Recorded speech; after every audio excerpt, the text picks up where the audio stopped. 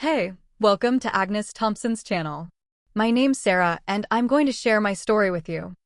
I'm 75 years old, and my name is Sarah Spencer from Orlando, Florida. The sun here always blinds you the same way, and the air feels thick with humidity, even in November. My house, a small bungalow in the Michigan Schwartz neighborhood, is filled with old books, photographs, and all sorts of odds and ends I've collected throughout my long life. To my grandchildren, it's probably just clutter. To me, it's a map, each item a marker on the path I've traveled. I love this house. It became my sanctuary after Michael, my husband, passed away 10 years ago. Every object here has its own story, its own voice. My inner world is as rich as these shelves. I spend my days tending to the orchids in the courtyard. They bloom as persistently as I cling to my memories. Sometimes I knit blankets for the homeless. Sometimes I bake my famous apple pie using my great-grandmother's recipe. Its aroma is almost a time machine, taking me back to my childhood. But most often, I rummage through old documents, reread letters, and look at yellowed photographs. I'm researching our family's genealogy, trying to piece together fragments of the past that, for some reason, I'm sure hold the key to our future. My life now is a quiet flow. My pension keeps me afloat, but barely. I closely follow changes in Medicare. Those constant cuts and rising drug costs always keep me on edge. Every year I pray that the new property tax bill won't exceed my means. Inflation in 2025 is biting, and even in sunny Orlando, life is getting more expensive. I try to save wherever I can, to keep a small amount for gifts for my grandchildren and for unexpected expenses. After all, I'm a grandmother, and it's my duty. I have 3 grandchildren. Liam, 28, an AI genius constantly glued to his holographic tablet, developing some algorithms. He talks about blockchain, decentralized finance, and virtual reality as if they're the only realities that exist. Chloe, 26, an ambitious fashion designer in Miami, constantly on the go, completely immersed in trends. Her life is a continuous stream of social media stories.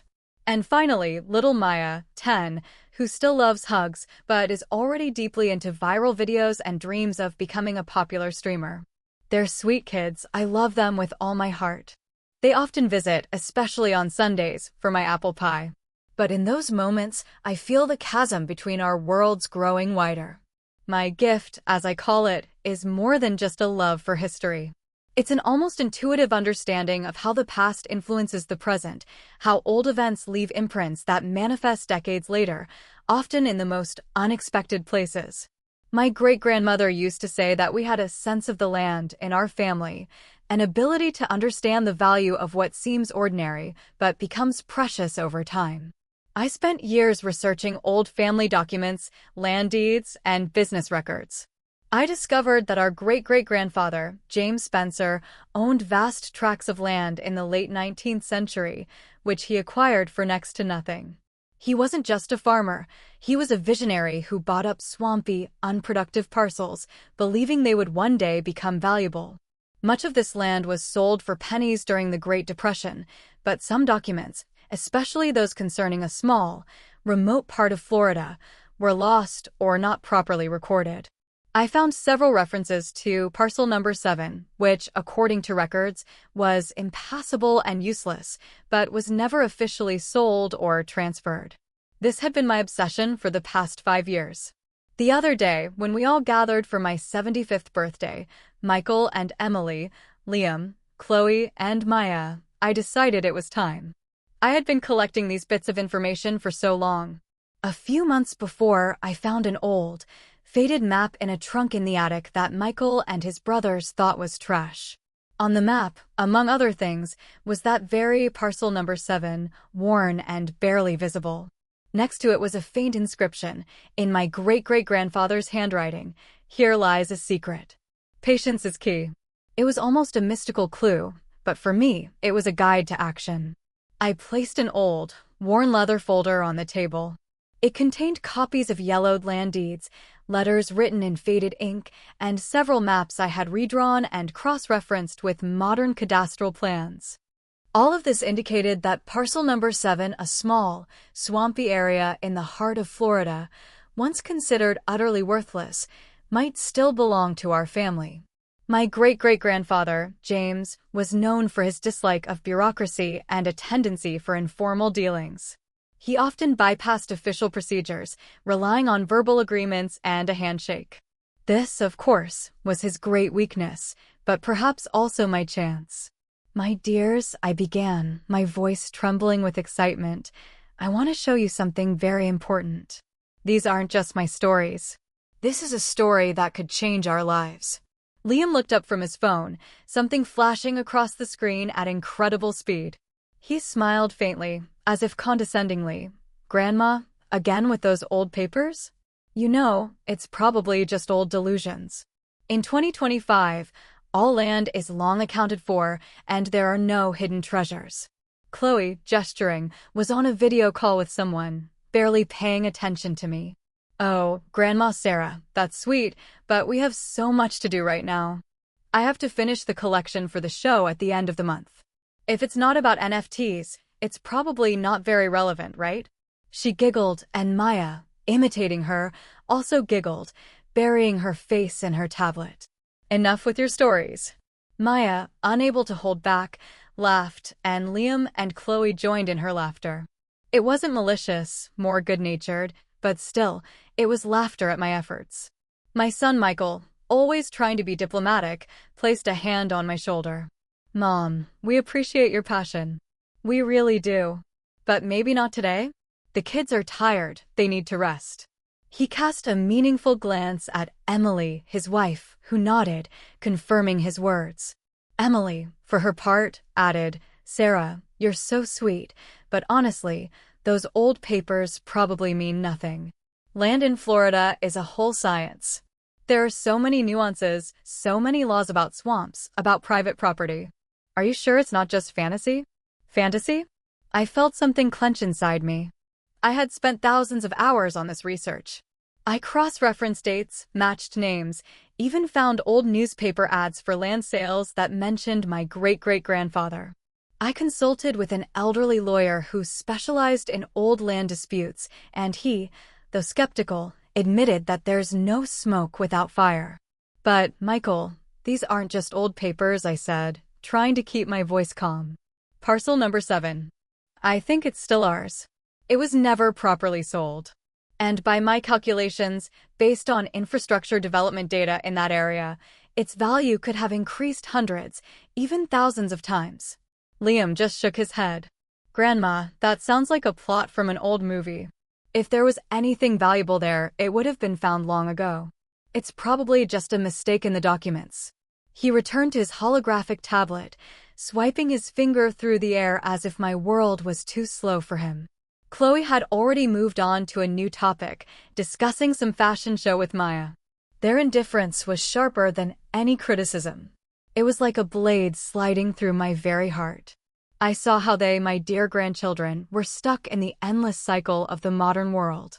Liam, with his obsession with cryptocurrencies and decentralized technologies, was convinced that the future lay only in the digital space.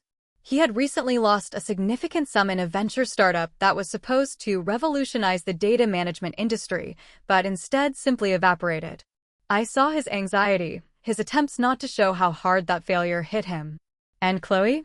She constantly complained about the rising cost of rent in Miami, about how her designer's salary barely covered expenses, and how difficult it was to break through in that industry. She took out more and more loans to fund her ambitions, and I saw her bank account slowly but surely going into the red. Even Michael, my son, wasn't without problems. He worked for a logistics company, and they had recently announced a massive restructuring due to the implementation of new AI systems. He feared layoffs and quietly browsed job openings, but found nothing suitable. His retirement savings, which he had so carefully accumulated, began to seem insignificant compared to the uncertainty of the future. I saw their struggles, their hidden fears. And I knew that my stories could solve many of these problems. Not just give them money, but provide the stability they so desperately sought but didn't know where to find. This wasn't about my personal enrichment, but about saving them from financial hardship, about restoring balance in their lives. I quietly closed the folder. The pain was deep, but beneath it a new, cold feeling emerged. Determination. They wouldn't listen. They wouldn't believe my words. Well, then I'd show them. I'd make them see. My wisdom, my experience, accumulated over 75 years, wouldn't gather dust on the shelves.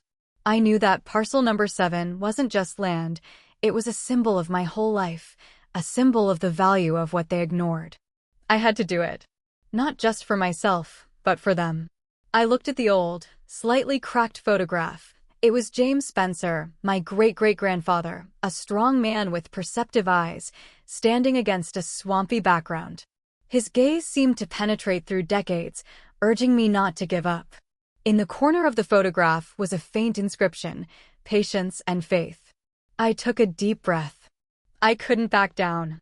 They were too busy with tomorrow to notice the treasures lying at their feet today. And me? I was the guardian of those treasures. And I would find a way to unearth them. Rejected, but not broken. That's how I felt. My 75th birthday, instead of being a day of triumph, turned into a bitter lesson. My words, my carefully collected evidence, my gift, everything was dismissed as useless junk. But I'm not one to give up. If they wouldn't listen, I'd make them see. This would be my silent gambit, a chess game where I, an old chess player, would make my moves slowly but surely until my opponents, without knowing it, found themselves in a checkmate situation. First, I needed a foolproof plan. I decided not to tell them another word. Every action of mine would be hidden, every step calculated. My goal wasn't to scold them, but to save them. I knew their financial problems were growing. Michael, my son, was staying later and later at work, and his face was becoming increasingly strained. One day I overheard him talking to Emily. AI optimization. 50% of the department cut. How will we pay the mortgage? That was a wake-up call for me. They were drowning, and I held the life preserver. I started by systematizing all my research. My study, cluttered with books on Florida land law, old atlases, and newspaper clippings, became the headquarters of my secret operation. My gift was my ability to see connections where others saw only chaos. I read about ancient land disputes, about how, due to negligence or corruption in past centuries, entire parcels of land could disappear from official registries. I knew my great-great-grandfather was a man who didn't trust banks or official institutions, preferring good old handwritten records and verbal agreements. That, I believed, was the reason for the confusion with parcel number 7. My first task was to find living proof, a witness, or at least a clue not accounted for in digital databases. I remembered old Henry Foreman, who lived in the same area where parcel number 7 once was. He was over 90, and he was a local amateur historian. He knew about every stone, every tree in that county. I got behind the wheel of my old Dodge, which creaked and groaned, but still served faithfully. The drive took almost 3 hours along old, winding roads where even the GPS sometimes faltered. Henry lived in a small, leaning house surrounded by jasmine bushes. He was thin, with sparse gray hair and eyes that, despite his age, shone with surprising vitality. I explained my problem to him, showed him copies of documents and photos of my great-great-grandfather. Henry listened carefully, nodding his head. James Spencer, he rasped, his voice like dry leaves. Yes, I remember him. He was an odd one. Bought up all those swamps when everyone else only wanted fertile land. Said, water is gold if you know how to work with it. Henry pulled an old, yellowed notebook from his pocket. There was one story, about a parcel he bought from the Smiths. They were on the run from the sheriff, sold it to him cheap, but the deal wasn't officially recorded. Just a handwritten receipt. No one wanted to deal with that swamp, and the Smiths never came back. People just forgot about it. My heart pounded faster. You mean parcel number 7? Henry squinted. Maybe. It was known as Smith's parcel. James, your great-great-grandfather, planted a grove of cypress trees there, which, he said, were to guard his secret. He pointed to one of James's old letters I had brought. Here.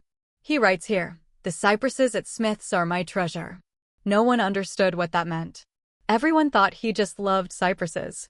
That was it. Cypresses, that was the marker, a subtle hint that no one noticed. My great-great-grandfather was not only a visionary, but also a bit of a mystifier. He encoded the clue directly into his letter. With Henry, we spent several more hours studying old maps and local legends. He pointed me to the exact spot where, according to his memories, that very cypress grove, planted by James, grew. It was a few miles from the location I had considered parcel number 7, but still in the same swampy area. It was these discrepancies in old maps and modern satellite images that caused the confusion. Back home, I immediately contacted a local land surveying company that Henry had recommended. I didn't tell them about my inheritance assumptions, but simply asked them to conduct a detailed survey of a parcel that, according to my data, was undocumented or had unclear status. Of course, it cost money I had to pull from my retirement savings, meant for unexpected medical expenses. It was a risk, but I was confident in my sense of the land. While I waited for the results, the family drama continued to unfold. Liam, my grandson, desperate from another failed cryptocurrency project, began devising quick, money-making schemes. He told me on the phone about some investment project that promised a guaranteed 30% monthly return. It was clearly a scam, but he was so down that he was ready to believe anything. My heart ached with fear for him. Liam, I said, be careful. Money that's too easy often turns out to be the most expensive. He brushed me off. Grandma, it's not your time. You don't understand how the modern market works. Chloe, in turn, faced even greater financial difficulties. Her studio in Miami required more and more investment, and clients weren't coming as quickly as she hoped. She took out another large loan to pay for a new fabric press. I knew she was trying to be independent and successful, but her methods were risky. Chloe, maybe you should wait a bit with big expenses? I asked one day. Grandma, she replied, you just don't understand how fast everything changes. If I don't invest now, I'll fall behind. She was determined, but I saw exhaustion and fear in her eyes. My own strength was also at its limit. The endless calls to government agencies, filling out confusing forms, talking to indifferent officials, it all wore me out. One time, when I was trying to sort out bureaucratic red tape, I was transferred from one department to another until I ended up on an answering machine that just cut off the call. I felt helpless, a tiny grain of sand in a huge bureaucratic machine. That evening, I almost gave up. I sat in my armchair, looking out the window at the empty courtyard, and thought, why am I doing all this? They'll never believe me. They'll never understand. A wave of profound loneliness washed over me. This fight, it wasn't just for money. It was for validation, for the belief that my life, my experience, still mattered.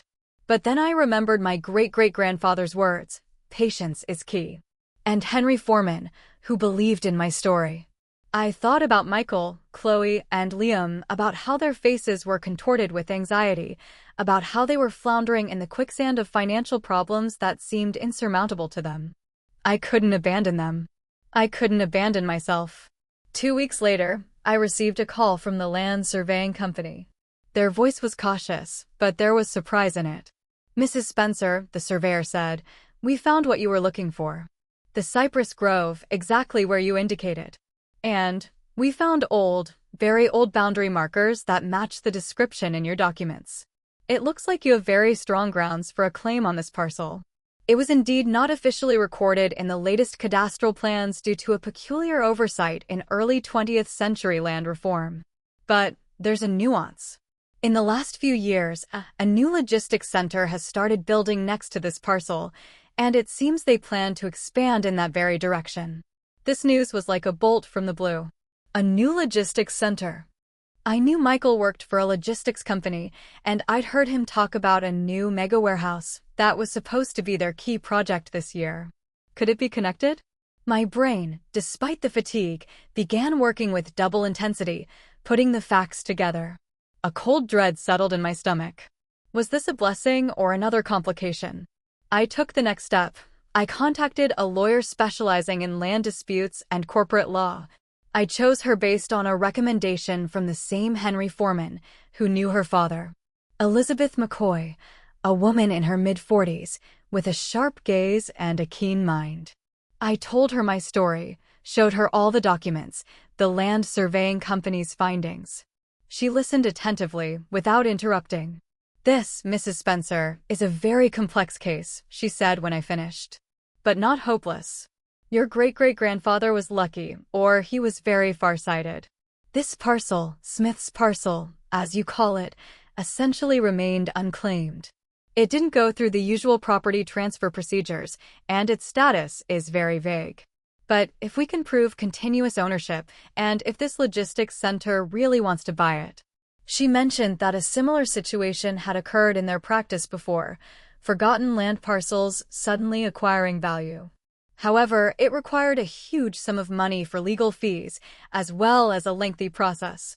I didn't have that kind of money, nor the time. But she offered me one way: find an investor who would be interested in buying this parcel and who could pay all the legal costs in exchange for a share of the profits. And this is where my wisdom played a key role.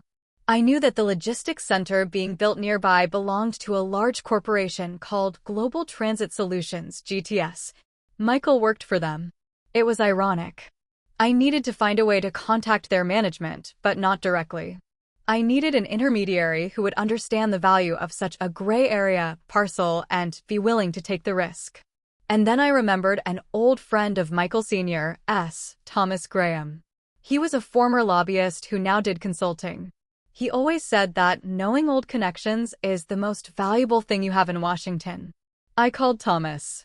We hadn't seen each other in years, but he recognized my voice immediately. I broadly explained the situation, not going into too much detail. I knew he would appreciate the potential. He was cynical, but pragmatic. "Sarah, you've always been a woman of surprises," he chuckled. "If there's really something valuable there, I'm willing to talk. But it'll be expensive and the process will take time." Time. I had little of it. Michael was on the verge of being laid off. Chloe was deep in debt. Liam was ready to jump into any venture. My grandchildren, my own son, they were teetering on the edge. I needed to act quickly, but cautiously. The weight of their struggles pressed down on me, a heavy burden that only I could lift. Thomas arranged a meeting for me with GTS representatives. Not directly, but through one of their lawyers who specialized in real estate transactions. Mr. Anderson was a young but perceptive man. I presented all my evidence to him, showed him the survey results, old letters, copies of documents. I emphasized that parcel number 7 was a gap in their own expansion plans and that its absence could halt their entire project. I played on their fear of delays and financial losses. Mr. Anderson carefully examined the documents, his brows furrowed. "Mrs. Spencer," he finally said, this is quite unusual. Your evidence indeed points to a gap. And if we cannot acquire this parcel, our expansion project will indeed face serious difficulties. But I cannot just buy it outright. We need a clear title." "That's why I came to you," I replied, looking him directly in the eye. "I'm not asking you to buy it now. I'm offering for you to finance the lawsuit to establish ownership. And after that, when the title is clear, you will buy it from me at market price." He pondered. "And what percentage do you want for this idea?" 20% of the parcel's market value, after you purchase it," I said. "Plus reimbursement for all my costs for the surveying and preliminary consultations. And, of course, payment for all your legal expenses in this matter." Mr. Anderson seemed surprised by my boldness. But he also saw the benefit. If they tried to resolve the unaccounted-for parcel issue themselves, it would take them much longer and cost them a huge amount of money, plus penalties for project delays. My offer was risky, but it gave them a way out. He promised to discuss it with his superiors. I returned home, feeling drained, yet incredibly exhilarated. I had made my move. Now all that remained was to wait. The quiet of my house felt both comforting and deafening, amplifying my anxious thoughts. I knew what was at stake, not just for me, but for my whole family. The days dragged slowly. Liam came to visit me, looking tired and worried. "Grandma, I have to take out a loan to cover my previous debts. That startup, it just wore me out." I wanted to shout at him to wait, but I couldn't reveal my secret. "Be careful, dear," I said softly. "Sometimes the best solution is simply to wait." He just nodded, not understanding what I meant. My heart ached for him, knowing I held the answer to his turmoil, but couldn't yet reveal it. I knew they were on the verge of disaster. They were so close to making irreparable mistakes. I felt the pressure mounting. My grandchildren, my son, they were all trapped in a modern world that promised easy money but delivered only mirages. And I, with my ancient wisdom and yellowed papers, held their salvation in my hands. But what she learned or did next turned all expectations upside down. You won't believe how it ended. The call from Mr. Anderson at GTS came after several agonizing weeks. Mrs. Spencer, my management has decided that your proposal is promising. We are ready to enter into a preliminary agreement to finance the lawsuit. If you prove ownership, we will purchase the parcel. Our lawyers have already prepared a draft agreement. My heart leaped. I felt like I had won a marathon. But this was only the beginning. A long, exhausting legal process lay ahead, gathering even more evidence, battling the bureaucratic machine. Days turned into weeks, weeks into months. I spent hours sitting with the GTS lawyers, telling them my family's stories, showing them every document, explaining every detail. My wisdom, which my grandchildren had so carelessly dismissed, turned out to be invaluable.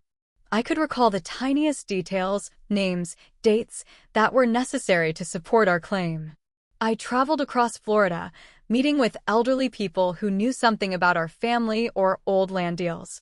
Every, even the most insignificant, scrap of information became part of the puzzle.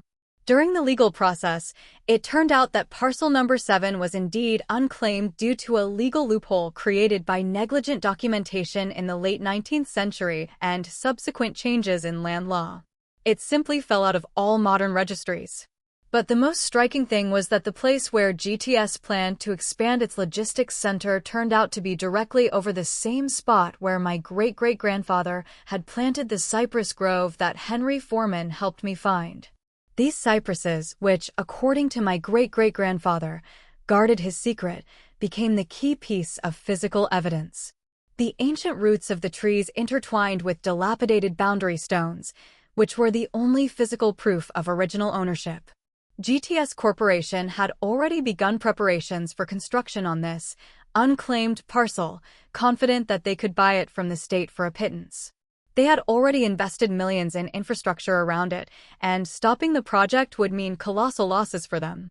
This gave us enormous leverage. Finally, after months of negotiations, evidence gathering, and hearings, the court ruled in our favor. Parcel number 7 was officially recognized as the property of the Spencer family. GTS Corporation, facing the threat of multi-billion-dollar losses due to project delays, was forced to make a deal. They bought the parcel from us for an astronomical sum, far more than I could have imagined. My 20% of the parcel's market value, as well as reimbursement for all my expenses, turned into a colossal sum. It wasn't just a massive inheritance, it was a fortune. On the day the money landed in my account, I gathered my entire family, Michael, Emily, Liam, Chloe, and Maya. They didn't know why I had called them. Their faces showed fatigue and anxiety. Michael had just received a layoff notice.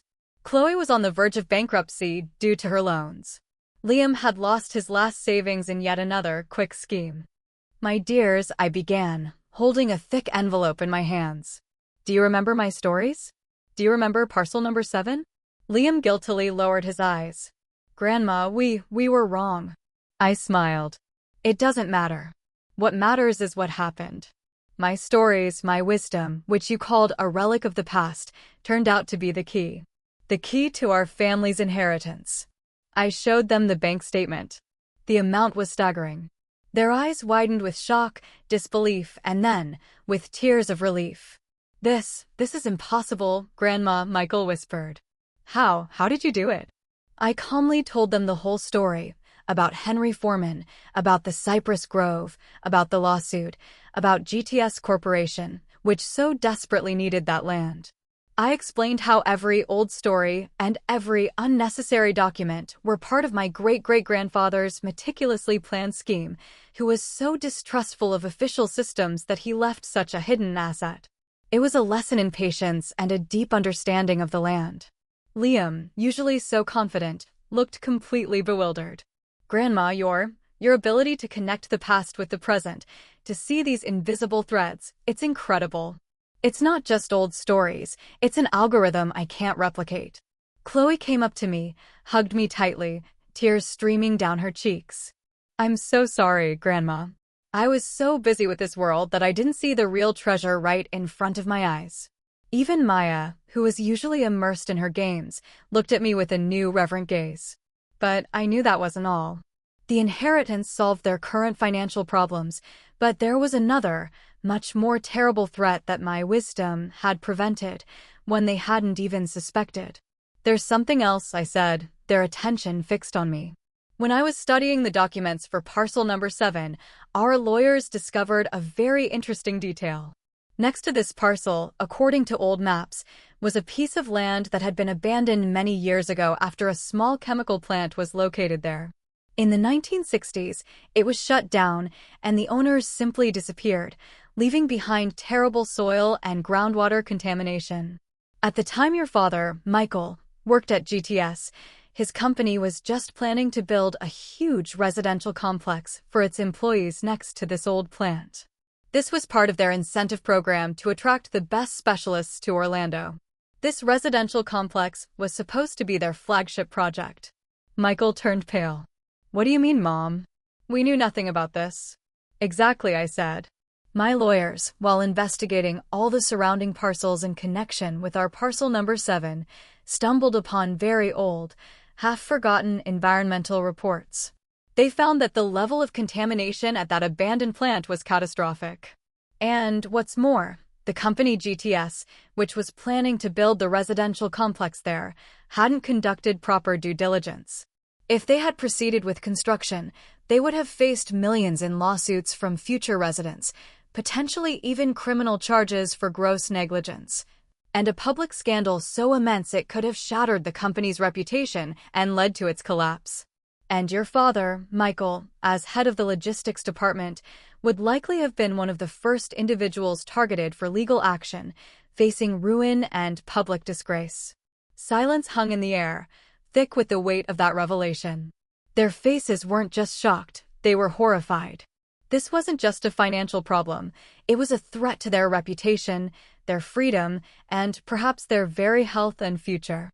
My digging into the past, my stories, which they had so dismissively called them, not only brought them an inheritance, but also saved them from an imminent, much larger catastrophe they hadn't even suspected. You saved us, Michael whispered, his voice barely audible, his eyes wide with a mixture of awe and terror. You saved our careers, our future. You saved us from something we didn't even suspect.